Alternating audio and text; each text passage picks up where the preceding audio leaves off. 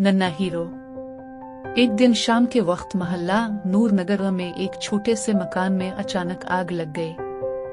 बावर्ची खाने से धुआं उठा और कुछ ही लम्हों में शोले घर के कमरों तक पहुंच गए। मोहल्ले में शोर मच गया, आग लग गई, मदद करो। घर के अंदर एक औरत और उसके 2 छोटे बच्चे फंस चुके थे। लोग खौफ के मारे करीब आने से डर रहे थे।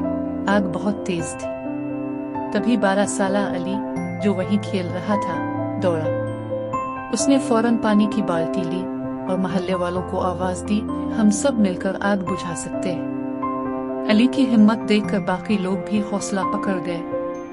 किसी ने रेत डाली, किसी ने कपड़े भिगोकर आग पर मारे। अली खिड़की तोड़कर बच्चों को बाहर निकालने में कामयाब हो गया। थोड़ी देर में फायर ब्रिगेड भी आ गई और आग पर काबू पा लिया गया। सब ने अली को गले लगाया। वो सिर्फ 12 साल का बच्चा था, लेकिन आज उसने सबको सिखा दिया कि सच्चा हीरो उम्र से नहीं, हौसले से पहचाना जाता है।